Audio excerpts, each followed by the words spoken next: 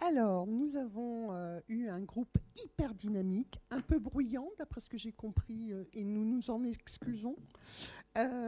Voilà, donc qui nous ont mis plein de choses sur les panneaux et on vous les laisse, comme ça à la fin vous pourrez aller regarder parce qu'on aura très certainement oublié dans notre synthèse beaucoup de sujets.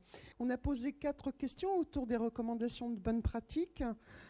Et de comment se préparer à participer aux travaux de la haute autorité en tant qu'usager, avec comme retour quelques points, porter une vision globale sur le sujet, être en capacité d'identifier en tant qu'usager nos attendus, notre rôle, se sentir mis en confiance, parce qu'être mis en confiance par un chef de projet et par un président ou un groupe de travail, c'est devenir légitime et que parfois, dans le cadre de groupes de travail, dans les recommandations, c'est un moment un peu compliqué pour l'usager de se sentir légitime. Partager les ressources bibliographiques avec leur complexité. Et, on a même été jusqu'à dire et pourquoi on ne ferait pas des fiches synthétiques sur des sujets beaucoup plus simples que l'article en lui-même. Le tout avec un vocabulaire partagé et compréhensible, parce que quand on dit partagé, je te dis que l'IV2 est comme ci, comme ça. Ben non, enfin, c'est partagé et compréhensible. Donc ça fait 2 défis pour tous. Et rappeler le cas échéant que la parole de l'expert usager est respectable et surtout doit être respectée par le groupe de travail.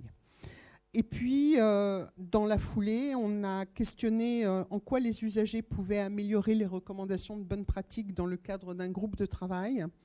Et on est revenu effectivement sur un certain nombre de sujets qu'on a déjà abordés. Le vocabulaire partagé, compréhensible, avec si besoin, une reformulation des professionnels, non pas de leurs propos, mais des demandes qu'en tant qu'usagers on a.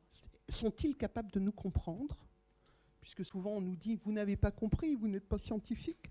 Là, on inverse les trucs. Sont-ils capables de nous comprendre?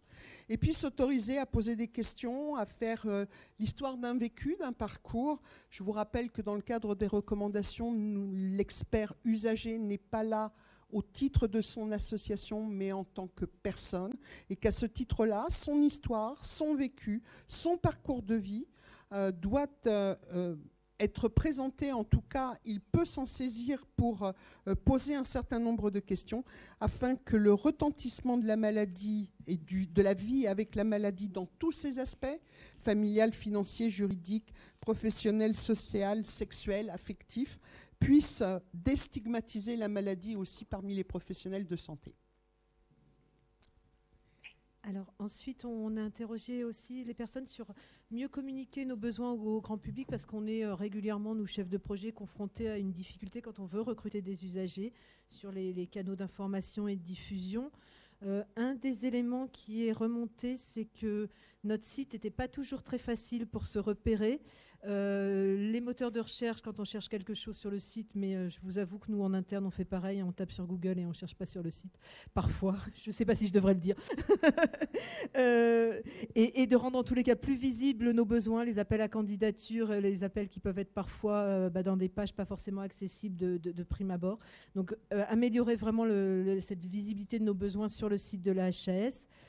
Il y a toute une série de suggestions sur utiliser les supports des autres, c'est-à-dire les livrets d'accueil des établissements de santé, la newsletter des associations, et puis de pouvoir, par exemple, diffuser des supports vidéo ou des messages d'information dans les salles d'attente des praticiens, ou en tous les cas, pouvoir diffuser l'information dans des lieux où les usagers sont présents. Voilà. Et puis, développer la communication sur les réseaux sociaux plus grand public que LinkedIn, que je ne sais jamais prononcer. Mais voilà, le X, Facebook, TikTok, Snapchat, la HAS sur Snapchat, ça pourrait être une idée. Mais en tous les cas, voilà, utiliser ces réseaux sociaux un peu plus grand public aussi pour faire savoir nos besoins, c'est une idée. Et puis... communiquer aussi sur des exemples concrets, de travaux qui ont permis l'amélioration de pratiques. Ça peut donner envie aux usagers de s'investir et de venir s'impliquer dans nos travaux. Et la dernière question, c'était comment les usagers eux-mêmes peuvent nous aider pour promouvoir les travaux de la HAS. Alors j'avoue qu'en posant la question, on pensait plutôt à promouvoir auprès des autres usagers nos travaux, mais que finalement on a des réponses autour de promouvoir nos travaux auprès des praticiens et des professionnels de santé. Et les usagers disant mais on peut donner les recos à nos médecins. On peut les amener aux professionnels pour les aider à les connaître, puisque certains professionnels ne connaissent pas les recommandations de la HAS. On peut aussi participer à la formation des médecins et participer aux formations continues et aider, participer dans les formations pour promouvoir les bonnes pratiques dès la formation et aider à un accompagnement des pratiques. Et puis la promotion peut aussi prendre des formats. Alors il y avait écrit Journée nationale des usagers HS. Aujourd'hui, c'est un peu le cas, mais peut-être faudrait qu'on revoie le format ou qu'on le développe. Les webinaires, c'est un format qui fonctionne bien, c'est vrai, qui permet aussi de toucher le plus grand nombre. La participation des usagers au congrès avec la HAS et aux côtés de la HAS. Et puis, on nous demande aussi peut-être d'être un peu moins sérieux, un peu plus d'humour, hein, une communication un peu plus ludique, un peu plus spontanée pour déconstruire les préjugés, était-il écrit, et de s'appuyer sur des supports, des films, des sketchs, mais des supports, pas audio, justement vidéo, et qui soient diffusables. Merci. Merci beaucoup.